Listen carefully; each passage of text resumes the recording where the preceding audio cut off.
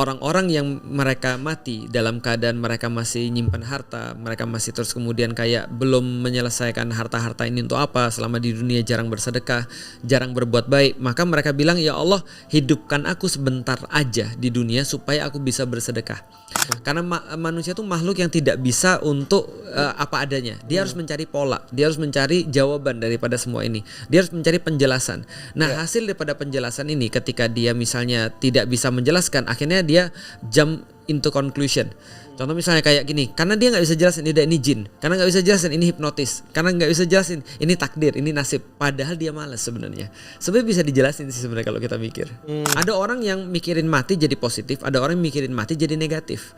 Tergantung konsekuensinya sebenarnya. Ada orang mikir mati jadinya dia mau berbuat yang terbaik. Contoh kayak aku nggak mungkin meninggalkan rumah dengan keadaan ribut sama istriku.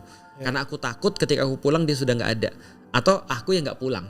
Dia masih ada, dan itu nggak enak kan. Makanya karena aku takut mati, bukan takut mati ding, aku takut kondisi mati dan aku yakin aku bakal mati, aku nggak mau ninggalin keluarga dalam keadaan ribut atau berantem. Nah tapi ada orang yang mikirin mati, akhirnya dia jadi terlalu takut gitu kan ya, overthinking. Jadi dia nggak berbuat apa-apa. Nah itu negatif, itu setan. Tapi kalau secara akidah, ruqyah itu gimana sih? Ruqyah, kan ini kan tadi memasukkan, sekarang untuk ngeluarin nih. Oke, ruqyah di dalam Islam sebenarnya adalah sesuatu yang sangat dianjurkan oleh Rasulullah. Rasulullah juga akhirnya dalam tanda kutip memberitahukan dan mengajarkan juga tentang ruqyah.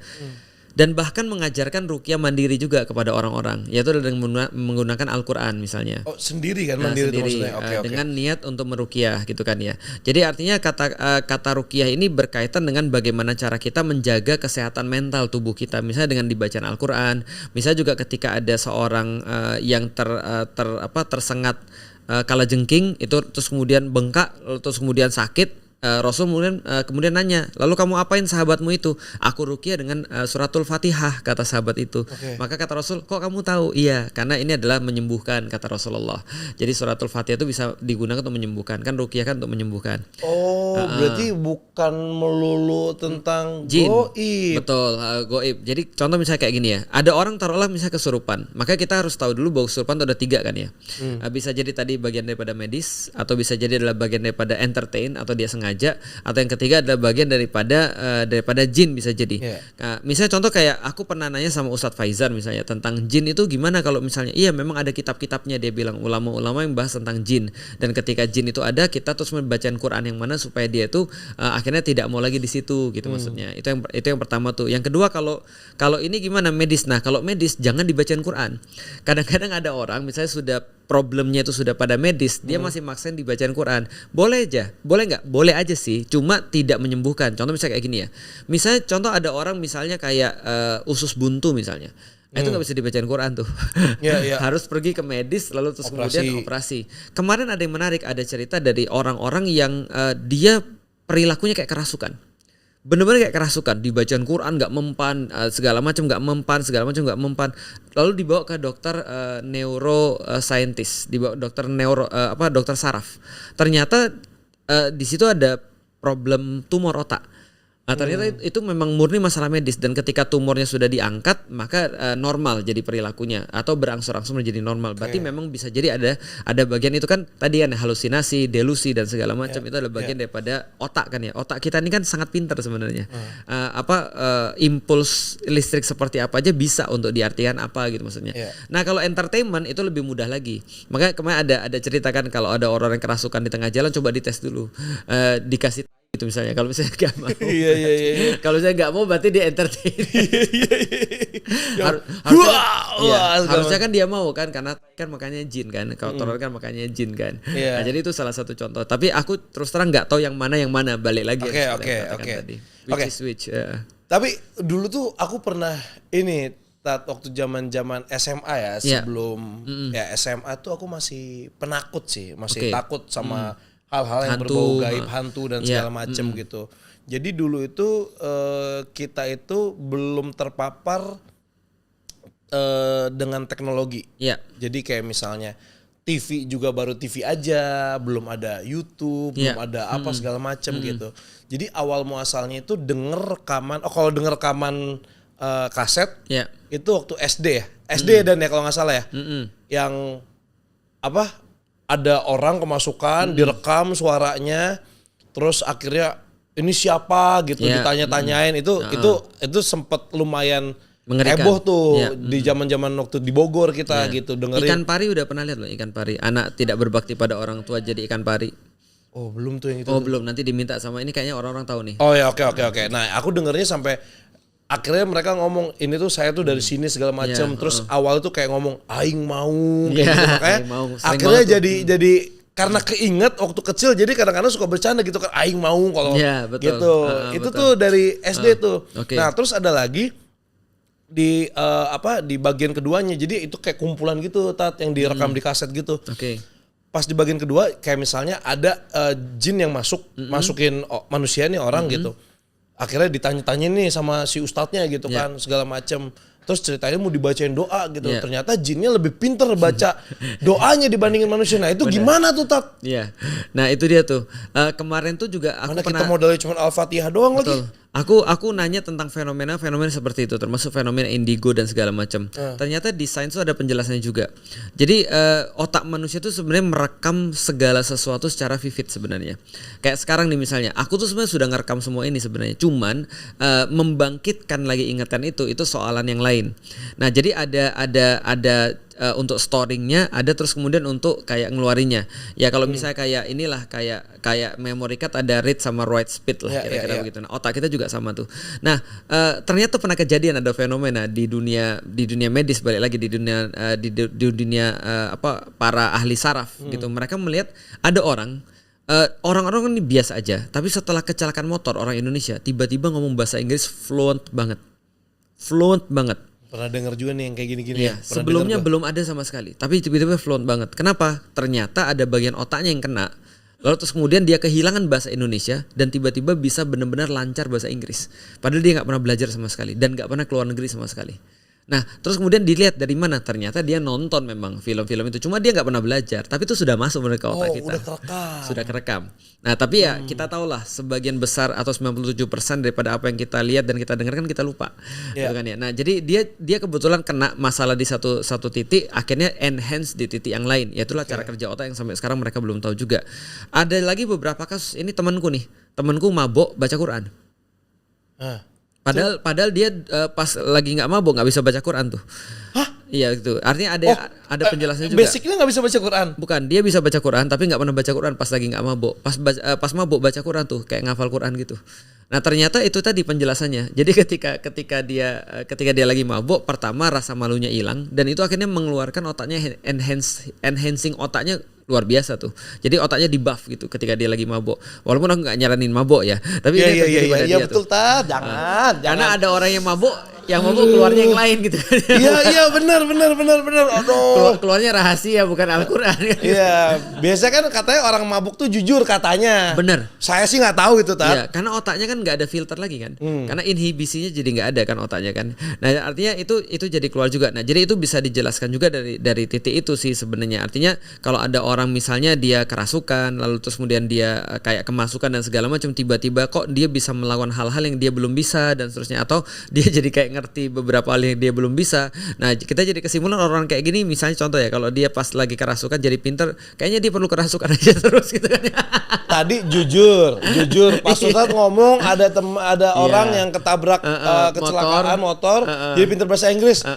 Pengen bisa bahasa Inggris tapi kan kalau boleh jangan kecelakaan dulu gitu amit-amit gitu kan. Ayo, tapi hilang gitu. yang lain. Iya gitu kan.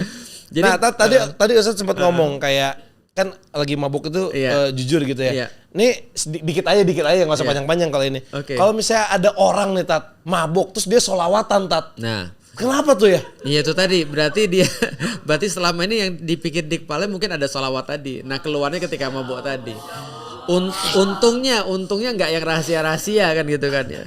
Masya Allah tuh orang ya masih selamatin. Berarti sudah masuk bawah sadar dia kayaknya. Iya benar itu astagfirullah Masya Allah. Iya karena aku belum pernah mabuk jadi aku nggak tahu yang keluar apa gitu kan ya. Kayak mungkin yang keluar mungkin drama Cina kayaknya. Teng neng. Iya. Oke, Tat ini kalau misalnya kita gara-gara ngomongin kecelakaan jadi aku kepikiran bahwa ya mungkin dia alhamdulillah selamat gitu. Tapi kalau yang nggak selamat kan berarti kan harus lewat gitu kan. Nah sebenarnya apa sih yang terjadi pada detik-detik setelah meninggal? Ya, kalau setelah meninggal sebenarnya yang disampaikan oleh Rasulullah kan ya, bahwasanya orang-orang yang meninggal tuh ada dua kondisinya. Ada orang yang meninggal dengan husnul khatimah, ada orang yang meninggal dengan su'ul khatimah. Makanya kalau kita perhatikan su'ul khatimah sama husnul khatimah. Husnul yang baik, su'ul yang jelek. Makanya kalau kita perhatikan ada beberapa ulama yang bilang kalau ada orang-orang biasanya sebelum meninggal tuh seringkali ngeliatin ujung-ujung langit-langit tuh. Karena mereka kan sering misalnya ngeliat di situ dan segala kayak ngeliat sesuatu, kayak mereka ngeliat sesuatu kita nggak lihat gitu maksudnya. Nah itu ketika saat-saat itu biasanya itu mereka lagi ngeliat, ataukah dari dua kemungkinan. Satu kemungkinan pertama adalah dia didatangkan malaikat yang membawa za'faron, membawa wangi-wangian dari surga, lalu terus kemudian membawa kain kafan dari surga, lalu terus kemudian di situ terus kemudian dia dikafanin dengan kafan dari surga, rohnya ya, lalu terus kemudian dikasih wewangian dari surga, lalu terus kemudian dia dibawa ke langit. Nah di setiap langit itu ditanya ini siapa, ini orang baik, ini orang baik. Nah sampai kemudian ke pintu langit Allah tunjukin pada dia seperti apa surganya dia nanti ketika dia orang baik.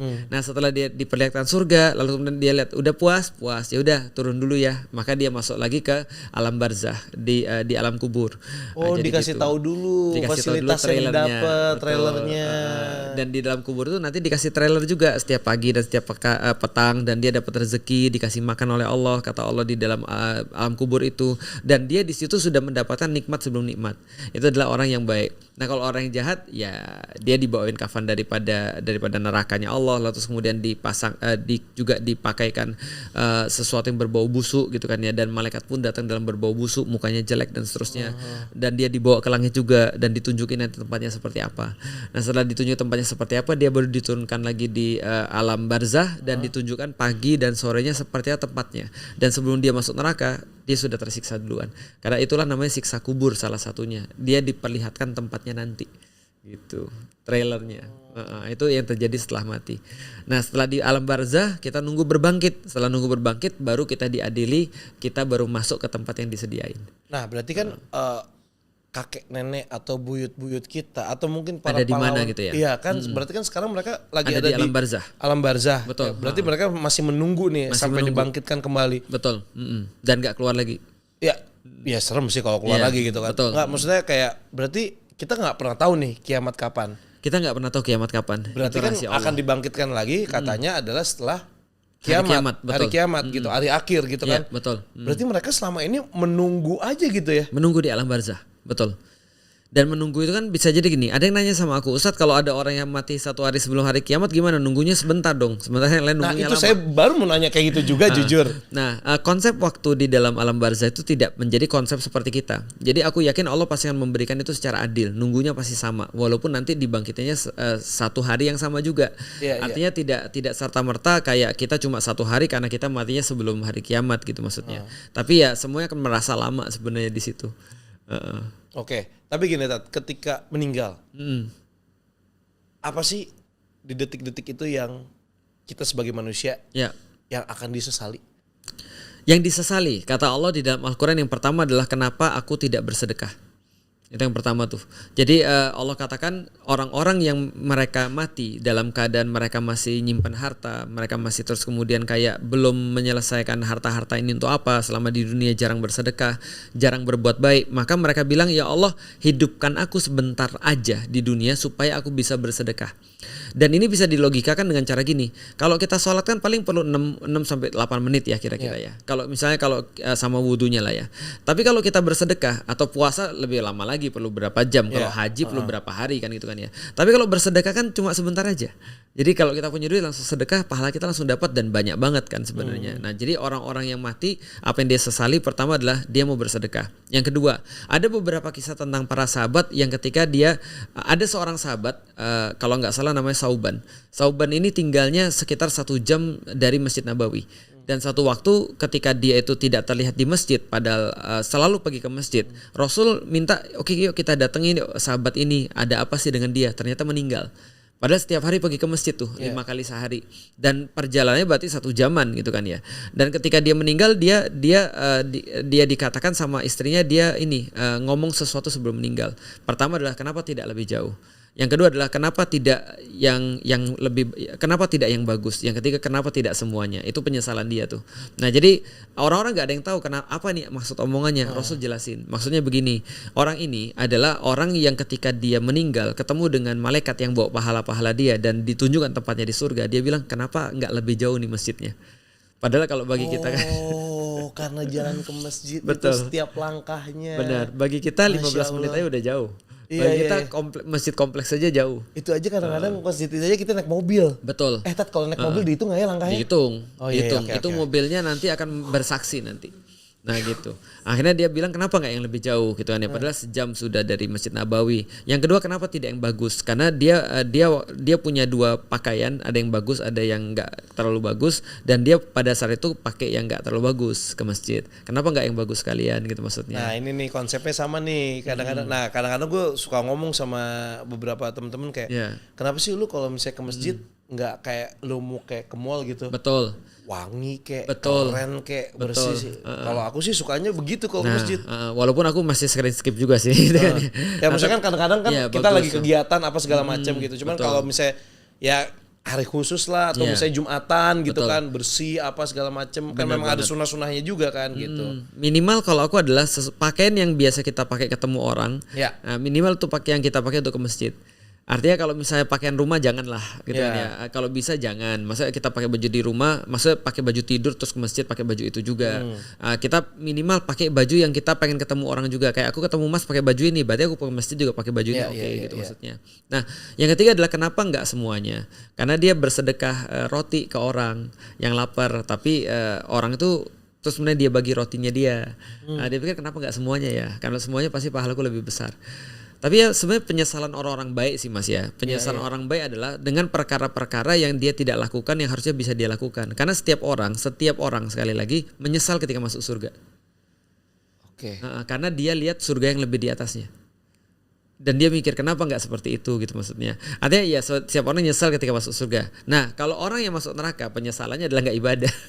Sama perbuatan-perbuatannya sudah dia lakukan di masa yang lalu. Jadi, ini untuk yang nge-clippers ini jangan dipotong ya guys ya. Jangan sampai dengerinnya cuman sedikit doang ya kan. Ambil yang bagusnya, yang jeleknya dibuang tuh. Jangan kebalik gitu. Jadi kalau kita bisa summarize, orang-orang baik biasanya akan menyesal dengan perkara-perkara yang dia tidak lakukan yang baik, dan orang-orang yang masuk neraka akan menyesal dengan perkara buruk yang sudah dia lakukan. Udah jelas nih. Berarti yang kayak korupsi Al-Quran atau haji tuh bukan masuk yang menyesal karena dia minta dikepret yang mempersulit rakyatnya, orang-orang yang terus kemudian bikin kebijakan-kebijakan yang gak masuk. Lanjutin Tat. Itu kadang-kadang kita juga sesek tuh. Yang kita maksud misalnya seperti kayak Don Quixote gitu kan ya. Terus kemudian kayak misalnya kayak siapa namanya? Kayak Kaido gitu kan ya. Terus kemudian kayak ya di One Piece yang Kaido kita maksud. Tuh, kebijakan-kebijakannya tuh tiba-tiba begini begitu gitu kan. Bukan di Indonesia, orang Indonesia mau baik-baik semua. Gitu, rakyat-rakyat lemah ya kan dibantu untuk enggak kalau di Kaido ini gue masih ngomongin Kaido nih, disiksa, kerja paksa gitu kan. Dikasih obat. Gitu. Dibuat sakit gitu, pada sakitnya dibuat gitu ya. Terus dibilang bahwasanya negeri kita adalah negeri yang paling berbahagia gitu. Itu kan Kaido kan bilang begitu ya di Pang Hazard. Pang Hazard bener tuh. Luffy ya kan. Nah ini ada lagi nih Tat. Kan jadi katanya kan kalau kita meninggal nih ada 40 hari katanya. 40 hari itu katanya si orang yang meninggal ini tuh masih ada di sekitar kita gitu. Itu bener gak sih mereka tuh bisa pulang ke rumah gitu? Aku belum dapat dalilnya sih. Karena yang aku dapat dalilnya justru sebaliknya. Jadi ketika kita udah diantar pergi ke alam kubur gitu kan ya, ke kuburan, maka disampaikan bahwasanya setiap orang meninggalkan kita kecuali amal kan gitu kan ya. Nah, berarti orangnya tetap di sana gak ikut pulang. Lah kalau misalnya ikut pulang ngapain dia diantar gitu kan? Apalagi kalau kuburannya jauh gitu kan gak ada angkot. Bener gak salah. Gitu. Nah, tapi kalau misalnya fenomena mimpi ketemu sama orang yang sudah wafat. Aku pernah mimpi ketemu nenekku. Ketika dia baru selesai meninggal. Udah setahun atau berapa tahun. Jadi waktu itu aku lagi dalam keadaan galau ketika aku mau masuk Islam. Dan aku ingat tuh pesan nenekku, kamu boleh masuk agama apa aja asal jangan Islam gitu. Sehingga mungkin ketika aku lagi galau itu aku jadi mimpi kan ketemu nenekku kan. Ngobrol gitu. gak sama nenek? Enggak, cuma aku setelah itu nangis aja gitu maksudnya. Maksudnya aku pikir gini, aku nangis bukan karena aku ragu dengan Islam, karena aku udah yakin banget karena logik kan. Aku kan nggak bisa bantah pemikiranku sendiri dong. Itu kalau perasaan pasti bisa kita deny, tapi kan pikiran kan nggak mungkin. Nah, lalu ketika aku cuma pikir gini, nenekku di mana ya gitu maksudnya. Aku cuma mikir, cuman itu aku yakin bukan arwah nenekku yang datang ke mimpiku sih, tapi lebih kepada yang namanya mimpi itu kan masih sampai sekarang belum bisa dijelaskan secara sains. Belum bisa dijelaskan ya. Belum bisa dijelaskan secara sains sama Soalnya sekali. ada beberapa kali kayak misalnya om aku nih suka mimpin almarhum ayah Betul, gitu. betul. Kalau enggak si tante mimpin almarhum kakek gitu. Betul. Sampai kadang-kadang kayak kok gue nggak mimpiin ya. Jadi kadang-kadang sebelum tidur mikirin mereka, doain mereka, kayak berharap kan ada apa yang kita lagi pikirkan itu kadang-kadang suka ke bawah tuh ke dalam mimpi gitu. Itu kadang-kadang pun setelah melakukan enggak juga gitu. Jadi memang datangnya tiba-tiba kejadian akhirnya dimimpiin, cuman nggak pakai cara itu ternyata gitu. Walaupun ketika Ramadan aku sering ketika lapar mimpi makan sih. Zap, sama kita juga itu. Dan ketika habis bangun aku kenyang biasanya. Dari mimpi soalnya. Iya, tapi ya itu tadi ya karena kepikiran terus ya. Tapi memang nggak ada penjelasan apapun sih. Di dalam Islam mimpi itu kalau aku nggak salah ya ada hadis yang berkata mimpi itu salah satu cabang daripada kenabian. Cuman Nabi Muhammad sendiri melarang kita untuk menakwil mimpi secara pasti. Karena itu menafsirkan. Karena satu waktu ada orang yang datang pada Rasulullah punya mimpi diceritain pada Rasulullah. Ada di situ Abu Bakar. Langsung Abu Bakar ditanya sama Rasulullah. Abu Bakar coba artiin mimpinya dia. Abu Bakar bilang begini. Kata Rasul sebagian benar sebagian salah. Coba bayangin itu Abu Bakar loh. Abu Bakar aja dalam tanda kutip menakwilkan mimpi belum benar nih, apalagi kita. Jadi artinya belum bisa dipercaya sih tetap. Artinya kita cuma berkata ya kalau itu adalah mimpi baik, maka ya kita berharap itu jadi kebaikan. Kalau mimpi buruk ya udah jangan diceritakan. Iyalah gitu. Kadang-kadang suka kepo ya.